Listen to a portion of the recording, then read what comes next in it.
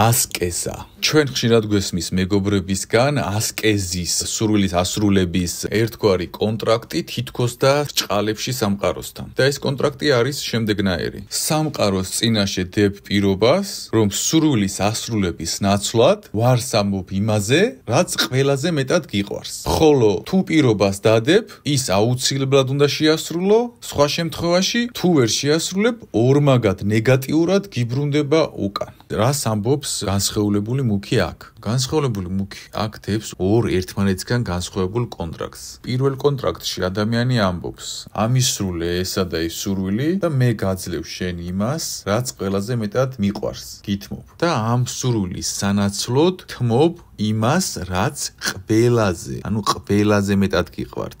პირველი კონტრაქტი ეს არის. მოეწერა ხელი, გადავიდა, შეინახე. ეხლა განვიხილოთ მეორე კონტრაქტი. მეორე კონტრაქტს პირველ კონტრაქტთან, ქვენს ჩაფიქრებულ სურვილთან არანაირი კავშირი არ აქვს. ეს არის მეორე კონტრაქტი, ცალკე, რომელსაც ერთ ტექსტში გიერთიანებთ ორ სხვადასხვა კონტრაქტს, შავი მაგი. მეორე კონტრაქტში გიცხადებთ საერთოდ სხვა პირობებს, რომ უნდა დათმოთ უკვე განსხვავებულად სხვა რაღაც. ის კი არა, რაც ყველაზე მეტად გიყვართ. არა, უკვე აქ საუბარია ან ყავაზე ან რაღაც, ანუ აქ უკვე სხვა რაღაცაზე არის, სხვა ახალი კონტრაქტია. შესაბამისად, ის რომ რაღაც ტკბილი უნდა დათმოთ, ყავა უნდა დათმოთ და რაღაც სხვა რაღაცები უნდა დათმოთ, ეს მეორე კონტრაქტი არის სანაძლეო, რომელსაც გიდებთ მუქი, სადაც ყავაზე იტყვით ვარს თუ რაზე იტყვით ვარს, არაფერს არ იღებთ იმ გამოცდაზე გამკლავების შედეგად. თუ მოიგებთ, არაფერს არ გაძლევთ და თუ წააგებთ, თქვენგან იღებთ საფასურს. თქვენ იღებთ შედეგს, რაც ყველაზე მეტად გიყვართ, იმის გაყიდვით. ყველა ვარიანტში ყიდით, რაც ყველაზე მეტად გიყვართ, როდესაც ასკეზას ამბობთ. სიტყვების თამაშებია ეს. ყავაზე და კბილზე იტყვი ვარს თუ არა, საერთოდ არავის არ აინტერესებს, კონტრაქტის მთავარი იდეა ამაში არ დევს. შენ ცალკე გაგიჟღერეს, რაც ყველაზე და არა ყავაზე. ყველაზე მეტად რაც გიყვარსო. და ყავა არ არის ის, რაც შენ ყველაზე მეტად გიყვარს. ხო ესეა? და ორივე ვიცით, შენ ყველაზე მეტად რა გიყვარს, ან ვინ გიყვარს. ხო და ასკეზას სწორედ მას ითხოვს ლანგარზე კონკრეტული კონტრაქტების მიხედვით. მეორე კონტრაქტში გეუბნებათ შემდეგ რაღაცას. გეუბნებათ, რომ თუ არ შეასრულებთ მეორე პუნქტის კონტრაქტს, სადაც რაღაც დემონისთვის უმნიშვნელო ვარის თქმაზე დადეთ, რაც დემონისთვის საერთოდ არ არის საინტერესო, თუ ვერ შეასრულებთ ამას, მაშინ ორმაგად ნეგატიურად წაიღებს. ეხლა რას ნიშნავს ეს ორმაგად ნეგატიური? და რას ნიშნავს ეს სიტყვა ნეგატიური? ცალკეულად, რომელსაც არ აქვს კონკრეტული ფორმა. ნეგატიურში გულისხმობს განუსაზღვრელ მოქმედებას, რასაც უნდა იმ ნეგატივს გაგიკეთებთ შეზღუდვის გარეშე. ვიღაცამ რო გითხრათ, რომ მოდი ახლა ამას ხელი მომიწერე და რასაც მინდა იმას გიზამ. ის რას ჩათვლის ნეგატიურად ის კონკრეტული დემონი, არავინ არ იცის, ანუ რასაც უნდა იმას წაიღებს. მიხვდით, ესეც გახსნილი კონტრაქტია. ორ კონტრაქტს დებს ყველა ვარიანტში წაგებული ხართ. და ამის შემდეგ ადამიანები ვერ ამჩნევენ მათი პრობლემები საიდან მოდის. უბრალოდ მიზეზ შედეგობრივ ფაქტორებს ვერ ხედავენ და აქედან მოდის. მეგობრებო, აქედან განვიხილოთ სიტყვა ასკეზა. ეხლა ბევრი იტყვის, რომ ეს ასკეტიზმი და ასე შემდეგ. არა, მეგობრებო, ასკეზა მე რაც დავინახე, ეს არის დემონის სახელი. ასკეზა და არა ასკეტიზმი. ასკეტიზმი სხვა არის და ასკეზა სხვა არის.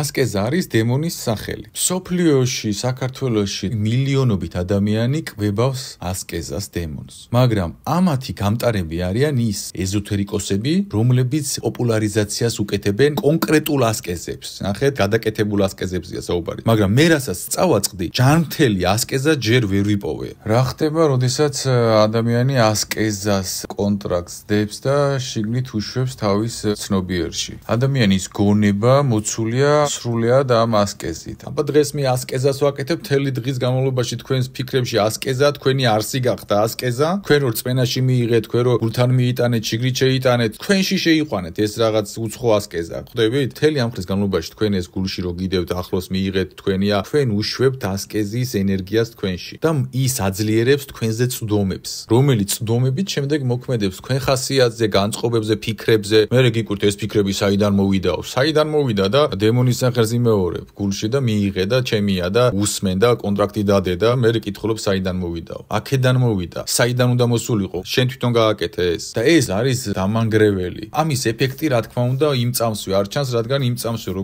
გამოჩნდეს, მე აღარავინ გააკეთებს. ეს გამოჩნდება წლების შემდეგ. მიხვდით? რა თქმა უნდა, ეხა ამის გაუქმება შეგიძლია და უკუქმების ლოცვები არის გამთლიანების Facebook ჯგუფზე და იქ შეგიძლიათ წაიკითხოთ. მე რასაც გელაპარაკებით, ყველაფერში გამოსავალს მოგცემთ, არ ინერვიულოთ. ხო და ვიღაცა ეხა იტყვის, რომ მე უფალი მწამს, ვიცი რომ წამს, მაგრამ სამყარო ამას ესე არ უყურებს. გაუცნობიერებელ თუ გაცნობიერებს ნიშნულობა არ აქვს, სამყარო ესე არ ახიქვამს მაგას. სამყარო ხედავს, რომ შენ დემონთან დადე კონტრაქტი. მორჩა. კარგსაც ხედავს და იმასაც ხედავს. აბა თქვენ როგორ გიდათ, მარტო კარგი დაინახოს? არა, მეგობრებო. კარგსაც ხედავს და იმასაც ხედავს, რომ დემონთან დადეთ კონტრაქტი. მარტივად რომ თქვათ, სამყარო ხედავს, რომ თქვენ სიყვარული დათმეთ რაღაც მატერიალური ნივთისთვის. მორჩა. ის ესე უყურებს ამას. ის არ ფიქრობს, თქვენ რა იფიქრეთ, შეგეშალათ, მოგატყუეს, ასე გიქნეს, ისე გიქნეს. სამყარო ესე არ უყურებს, იმიტომ რომ თქვენ გაქვთ ნება და ეს ნება ისეთი რაღაც არის, რომ სამყარო თქვენს ნაცვლად არ წყვეტს, რატო მოიქეცით ესე, რის გამო მოიქეცით. სამყარო ამ ყველაფერს უყურებს ესე, თქვენ დადეთ კონტრაქტი მუქთან. მორჩა. თქვენი ნების შედეგად მოხდა ეს.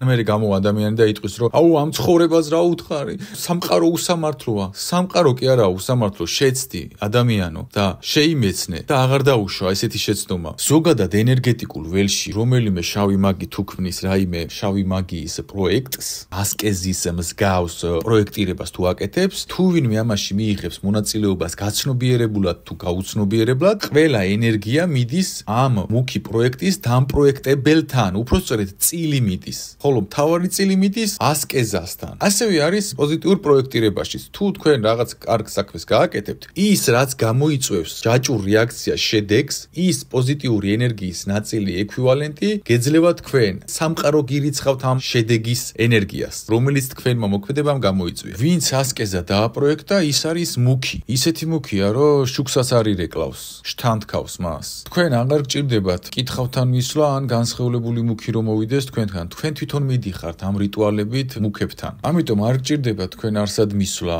იმისთვის რომ დემონი ან რაიმე შეგაყაროთ ვინმე. ეხლა ეს განსხეულებული მუქები ალბათ დასვამთ კითხვას, რატომ აკეთებენ ასკეზის პოპულარიზაციას. ყველა გაცნობიერებულად არ აკეთებს, მაგრამ ვისაც ეზოთერიკის ელემენტარული ანაბანა ესმის, შვენივრად ხვდება აი ეს გოგო რას ლაპარაკობს. რა ინტერესი აქვს ამათ? თითოეული განსხეულებული მუქი ეზოთერიკის, რომელსაც TikTok გვერდი აქვს და პოპულარიზაციას უკეთებს ამ ასკეზას, თითეული ამის მიყვანილი ასკეზაში პიროვნება, თითეული ვისაც ურჩია თავად ვინც ურჩია თავისი ბგერებით რო გაიგო ამ ადამიანმა ყურში და ამის ნათქვამიდან რომ დაიწყო ასკეზის კეთება, პროცენტი მიდის აი ამ ბლოგერს, ეზოთერიკ მუქს. და რაც უფრო იზრდება ამ ვიდეოს ნახვები, რაც უფრო ვიდეო პოპულარული ხდება, მით უფრო იზრდება მიღებული ენერგიების პროცენტი, მით უფრო მეტი ენერგია შედის ამ განსხეულებულ მუქში. რადგან თითეული ამ ადამიანების გადაწყვეტილება კონკრეტული ამ ეზოთერიკიდან არის წამოსული. იმათ მიდის პროცენტები და ამიტომაც უკეთებენ ესე პოპულარიზაციას ასკეზა გააკეთე, წილებში არიან. ეხლა ამ ენერგიის მოძრაობა როგორ ხდება? მექანიკა. როდესაც ადამიანს გამოუვა თუ არ გამოუვა უკვე მნიშვნელობა აღარ აქვს, ორივე შემთხვევაში წაგებული აქვს. ყველა დაკარგული ენერგია შედის კონკრეტულ იმ ადამიანში, რომელმაც ეს ურჩია იმ მუქში. კითხავებთანაც, შავმაგებთანაც ჯერ მათში გადის. ესენი არიან გამტარები ამ ენერგიის. ანუ მათში შედის, სადღაც მათში 1-2% რჩება ამ ენერგიის, ამ განსხეულებულ მუქში და მერე გადადის ასკეზასთან. ესენი არიან პროცენტული გამტარები. შეიძლება ვიღაცას ურჩიოს ავტობუსში. საერთოდ რო არ აინტერესებს ის ადამიანი, იმიტომ რომ თითეული მისი მიყვანილი ასკეზაში პროცენტია. აი ეს პრინციპი მიდის და ამიტომ არიან დაინტერესებული და ყველა ერთბაშად პოპულარიზაციას უწევს. აბა ასკეზა, ვიასკეზოთ. მე თქვენ გაასკეზებთ, კარგად. ზედმეტი ხო არ მოგდით ცოტა. თუ გონიათ ეს ქვეყანა ჩალით არის დახურული, გონს მოეგეთ ყველანი. ეს ქვეყანა ჩალით აღარ არის დახურული. დედამიწაზე შუქები შემოდის, ხალხი იღვიძებს. დაამთავრდა თქვენი თარეში, დაზიანდა ხალხი, მიხვდა ხალხი, იღვიძებს ხალხი. შუა საუკუნეები მოგენატრებათ. ხალხი როგორც კი მიხვდება, რას აკეთებთ? ჩაქოლავენ, ყველა გადაგივლით. ეს მეტაფორული ნათქვამი იყო, არავინ არ გადაგივლით, იმიტომ რომ ადამიანები ისე გაიღვიძებენ, რომ უბრალოდ იზოლაციაში მოხვდებით, კანონიერ დონეზე მოხვდებით. იმიტომ რომ კანონებით შეიცვლება. ამიტომ გონს მოეგეთ ის ვინც იწყებთ შავმაგიას და გონიათ რომ მომავალი აქვს. მომავალი აქვს შუქს. მომავალი ყოველთვის იყო, არის და იქნება შემქმნელში. ამინ.